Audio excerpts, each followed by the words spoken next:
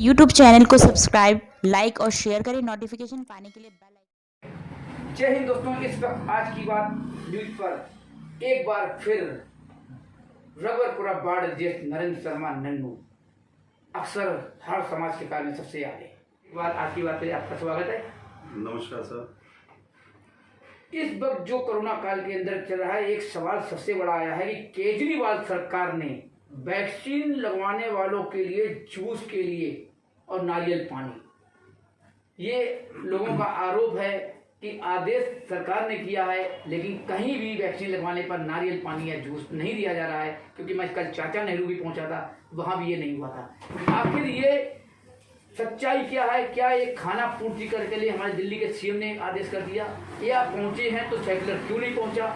मेरे दोस्तों, मेरे भाइयों, मेरी बहनों और मेरे बच्चों, गांधीनगर और देश, मैं दोनों की बात करना चाहता हूँ। सुबोध जी, आपने बताया कि नेहरू चाचा नेहरू पे पहुंचे, सर्कुलर नहीं आया, जूस रखा। मेरे दोस्तों, मैं किसी बीजेपी के काउंसलर, एमएलए, एमपी, प्रधानमंत्री से कुछ नहीं कहना चाहता, ना बात करना चाहता। दर्द बहुत बड़े। वैक्सीन समय पर नहीं आई, दान कर दी गई, हम वो भी आवाज नहीं उठा सकते। अगर हम वो आवाज उठाते तो हमारे एमएलए कार्यकर्ताओं को जेल भेजते हैं, मुकदमा बनाते हैं। वैक्सीन आ जाए, वैक्सीन लग जाए, जान बच जाए, समय पे होता सब कुछ ठीक हो जाता, लेकिन समय पे कुछ नहीं आया। केजरीवाल जी इतना भी नहीं बोल सकते कि समय पे वैक्सीन दे दो। आप एक एमएलए जो पूरे कोरोना काल में, अनिल वाजपेयी गांधीनगर के विधायक, एक दुखियारे के पास, एक हॉस्पिटल में एक दुखी आदमी के पास, या एक राशन का सामान, कोई सैनिटाइज, मैं कह रहा हूं इस कोरोना काल में किसी की गतिविधियों में आपके पास फोटो है या कहीं गए? राशन भी बांटते तो लाइन लगवाते, देखते ये हिंदू है या मुसलमान है, किसी ने बुर्का पहना या पजामा ऊंचा है। धिक्कार है ऐसे जीवन पे। जब केजरीवाल सरकार आपको पैसा दे रही है, सामान दे रही है, साधन दे रही है, आप जात पात करके आप पर्चियां बांटते हैं, नरेंद्र शर्मा की तरफ को भेज देते हैं।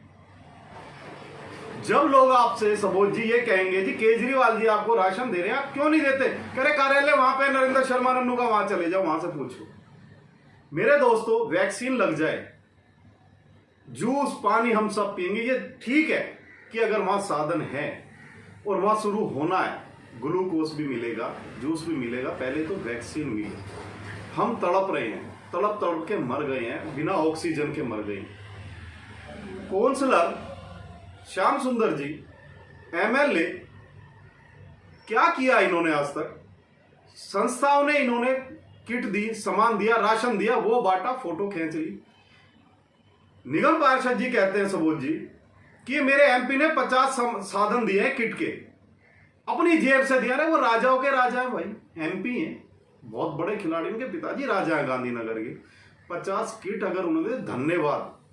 आपने क्या किया? आपने सैनिटाइज नहीं किया, आपने कुछ भी क्षेत्र में नहीं किया। जब खाना देना होता है, आप एक पाउच लेके पहुंच जाते हैं जनता के बीच में, जिसे पानी में घोलो और पोचे से लगाओ। आपकी जो सरकारी सिस्टम है, मशीन है, ये काम उनका है, कर्मचारियों का काम है। या हम घोटाला करें, ये पूछा करें, ये करें। मैं नरेंद्र शर्मा जितना मेरे से बन पड़ा, जैसा उन्होंने मेरे साथियों से बन पड़ा, हमने किया। वैक्सीन लग जाए, हम अपने घर जूस पी लेंगे, सब पी लेंगे, सब पे सब कुछ है, लेकिन वैक्सीन नहीं है। नारियल पानी ये रहा सड़कों पे मिलता है, हमें वैक्सीन की जरूरत है। जब एक साधन रखा गया, वैक्सीन आ गई है, सब कुछ ओके है। जब तक इतने सरकार एक आपको कोटा दे दिया कि इतना है और परसों से आपने शुरू करना और सामान आ गया है, तो वो परसों से शुरू हुआ, क्योंकि सरकारी एक सिस्टम होता है। शर्मा जी, सेंटर खोले गए, जगह जगह टेंट लगाई गई, कुर्सियां लगाई गई, वैक्सीन सेंटर जगह जगह दिल्ली सरकार के द्वारा ही पैसा खर्च हुआ, पैसा पब्लिक का था। 2 दिन सेंटर चलने के बाद एकदम रोक दिया गया कि वैक्सीन अभी नहीं है। क्या इस पर पब्लिक गुमराह नहीं हुई? सबोध जी, मेरा दुर्भाग्य जनता का और इस देश का। और अच्छा यह कि एक सीएम हमें ऐसा मिला जो पूरे हिंदुस्तान और वर्ल्ड में फेमस है, पढ़ा लिखा है। आप नदियों में लाशें फेंकते हैं, आप कोरोना फैलवाते हैं, आप कुंभ नहीं रोकते, आप कुछ नहीं करते। मैंने बहुत कुछ कहा, वो तो कुछ नहीं है। तो क्या ये कोरोना फैलवाते हैं? अभी आपने ये कहा है नदियों में लाशें, चलो वो सबको दिख रहा है, वास्तव में नदियों में लाशें मिली, तो क्या ये कोरोना बीजेपी फैलवा रही है? मेरे दोस्तों, अगर मैं देश का मुखिया हूं और मैं प्रधानमंत्री हूं, हिंदू मुस्लिम सिख ईसाई धर्म की बात नहीं करता, मानवता की बात करता जी। अगर उस काल में जब ये बीमारी फैल रही थी, मेरे देश के प्रधानमंत्री मेरे भी, उनकी जिम्मेदारी पशु पक्षी पाताल में और आकाश में उनकी जिम्मेदारी बनती। जब इतना बड़ा मेला था, हिंदू धर्म का मेला था, तो ये रुकवा सकते थे, फिर मेला आएगा। गांव गांव में लोग गए, इलेक्शनों में जो बंगाल के इलेक्शन थे वापसी सब फैल गए। मेरे दोस्तों, मरे तो हम, पुलिस हमें पीटती है, बाहर निकल जाते हैं कि ये वाला पास क्यों नहीं है, भूखे हम मर गए। देश के प्रधानमंत्री जी अगर ये सख्त हो जाते उसी समय, इतनी महामारी नहीं फैलती। ये उन्हें भी पता है, हमें भी पता है। मैं बीजेपी की नहीं कह रहा, मैं अपने प्रधानमंत्री जी से कह रहा हूं। मैं तो बीजेपी का अगर रोना रहूंगा तो हमारे जो ये एमएलए साहब हैं, कह रहे वैक्सीन तो लगा रहे हैं लेकिन ग्लूकोज नहीं दे रहे। साहब, ग्लूकोज की व्यवस्था आप कर दो ना। एमएलए हो, आपने एक फंड का रुपया का एक फंड नहीं खर्चा, काउंसलर नहीं खर्च रहा, काउंसलर साहब को एक संस्थाएं एनजीओ दे देती हैं, उसकी फोटो खींचते। आपने क्या किया? आपने पाउडर बांटा ब्लीचिंग का कि इसे घोल के पोचे से लगा लो दरवाजों पे। 500 रुपए की पहले तो मैं किट लेके आऊं, उसे भरूं, उसमें डालूं, तुम्हारा 3 रुपए का पाउडर नहीं है। तो दोस्तों, अगर मैंने, फिर मुझे तो झाड़ू पंजर भी दे दो ना, ठेली भी दे दो, मैं अपनी नाली साफ कर लूंगा। ये जिम्मेदारी मेरी। काउंसलर और अधिकारियों का क्या करूंगा मैं? ये व्यवस्था पार्टी का कोई भी हो, चाहे एमएलए, काउंसलर, एमपी हो, चाहे बीजेपी, कांग्रेस हो, चाहे कोई भी आम पार्टी, जिसका जो क्षेत्र का लीडर है, ये जिम्मेदारी उसकी बनती है कि आप पोछा लगा लेना, ये ले लो। सबने मना कर दिया, हम क्या करेंगे? बिल्कुल सही बात है। जैसे कोरोना काल के अंदर लॉकडाउन लगाया गया, पिछली बार क्या स्थिति थी सबको पता था, इस बार पब्लिक भी नहीं है। जब लॉकडाउन लगाया गया, उसके ऊपर सरकार के द्वारा सख्ती क्यों नहीं की गई? अंदर खाने से फैक्ट्रियां भी चल रही हैं और कुछ लोगों को लगा करके जो है चालान काटे जा रहा है। अगर किसी के मुंह से जरा भी नेक नापते से आता है या फैक्ट्री में, एक तरफ कहते हैं कि ई पास से आप कार्य कर सकते हो, जा सकते हो। ई पास लोग अगर लोड करते हैं तो वहां से मैसेज आ जाता है कैंसिल का। आखिर ये ई पास केवल गुमराह करने के लिए आदेश किया गया? अभी तक कोई ऐसा व्यक्ति नहीं मिला है हमारे को कि जिसने ये कहा हो मेरा ई पास बना है ऑनलाइन। केवल एक ऑनलाइन का बहाना देके किस तरीके से पब्लिक के साथ खिलवाड़ किया जा रहा है, इस पर क्या कहेंगे? मेरे दोस्तों, जिस क्षेत्र का विधायक और ये 3 निगम पार्षद और शाम सुंदर, आप इनसे कहो कि सर हमारा ई पास या कोई लेटर दे दो, उस पर ई पास बन जाएंगे, ये नहीं देते। ये किसी का काम नहीं करवाते। केजरीवाल जी ने एक सिस्टम बनाया कि आप ऐसे ऐसे कैटेगरी में पास लो तो बाहर जाओ, ये काम कर सकते हैं, नहीं कर सकते। कुछ लोग तो मजबूरियों में ठेलियां लगा रहे थे, जब रमजान थे, रोजे चल रहे थे, 8 बजे तक का टाइम था, उन पे भी लठ बजवा दिए। ये काउंसलर साहब थे, मंदिरों में ताले लग गए, खुदा के घर बंद हो गए। आप एमएलए, काउंसलर 3 हैं। मेरे दोस्तों, क्या इनका फर्ज नहीं बनता? फैक्ट्री है ही कितनी, उनके प्रधानों को बुलाते, दुकान के प्रधानों को बुलाते। आपके फोन बंद हैं, क्यों? कोई सिलेंडर ना मांग ले, कोई हॉस्पिटल की सिफारिश ना कर दे, कोई अन्न ना मांग ले, आप पे सब था। आप बुलाते, तीनों काउंसलर अपने क्षेत्र के बुलाते, साथ में एमएलए बैठते, अपने लेटर पैड पे एसडीएम को, डीसीपी को, ऐसे जो जिसको लिखना था लिखते, सब बनते। लोग धक्के खा रहे हैं ई पास बनवाने के लिए। अगर मैं डीसीपी या एसडीएम के जाऊंगा, पहले तो पार करके जाऊंगा, पहले 2 डंडे खाऊंगा। ऑनलाइन की बात हो रही, जो ऑनलाइन दिल्ली सरकार ने, केजरीवाल जी ने जो आदेश दिया। साहब, मैं आपको वही बताना चाह रहा हूं। आज की स्थिति देखो वैक्सीन की, आप इस पे आ जाओ, और बात वो भी एक ही है। लेटर पे लिखने के बाद हजारों लोगों के बनते हैं, आप डायरेक्ट जाओ, लेटर पे लिखवाओ, पास बनवा लो। ऑनलाइन पूरी दिल्ली के एकदम हजूम आ जाएगा तो बर्डन पड़ता है। अब आप वैक्सीन कराओ, बुक कराना चाहते हो, बुक कराते हो, 1 सेकंड में अगर हो गया तो हो गया, नहीं तो नहीं। तो स्लॉट ही नहीं खुल रहे हैं। मैं और क्या, अब स्लॉट कैसे खोलें? अब जितनी आपने कही कि जगह जगह टेंट लगा दिए, ऐसे ऐसे व्यवस्था कर दी, लेकिन वहां बंद कर दिए। मेरे दोस्तों, खाली कर्मचारी बैठ गए टेंट में तो मर गए, वैक्सीन नहीं दी तो अपराधी हम हो गए। ग्लूकोज एक लॉट जो कल के लिए है वो आया और नहीं दिया गया, तो एलजी को एमएलए लिखता है गांधीनगर का कि ये घोटाला हो रहा है।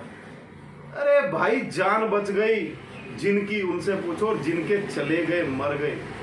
ये घोटाले नहीं है। आप एलजी को पहले से लिखते कि हमें ये साधन चाहिए, ये चाहिए, और सारे काउंसलर लिखते, पूरी दिल्ली के काउंसलर लिखते। आप कुछ नहीं लिखते, आप सिर्फ पूछते।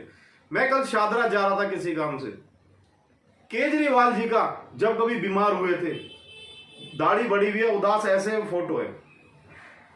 पीडब्ल्यूडी अजी ये नहीं बनवाया, रोड नहीं बनवाया, उससे आगे 200 फुट का रोड बना हुआ है, उसकी फोटो नहीं दिखा रहे, उसके ही नीचे रोड नहीं। अरे जान बचा लो, कोरोना काल चल रहा है, विपता चल रही है, आज भी राजनीति। एमएलए साहब ऐसा जीवन भी धिक्कार है, राजा बन के प्रजा का साथ ना दो। आप ग्लूकोज की लड़ाई लड़ रहे हो, हम वैक्सीन के। वैक्सीन हो, सब कुछ हो, सारे फिर दोबारा से कैंप चालू हो जाएंगे, नहीं तो वो खाली तो पड़े रहेंगे। आप प्रधानमंत्री जी सीधे संपर्क हैं आपके, आप जानते भी हो, आप उनसे मिलो, सब काउंसलर जाएं दिल्ली के, वैक्सीन दो। ये जनता सबकी है, हमारी भी है, पार्टी सारी है, लेकिन मानवता की बात है, आप नहीं करते। आप ग्लूकोज की लड़ाई लड़ते हैं, आप कहीं कुछ करते हैं। अरे पूरे कोरोना काल में 1 महीने में आप कोई नजर नहीं आया।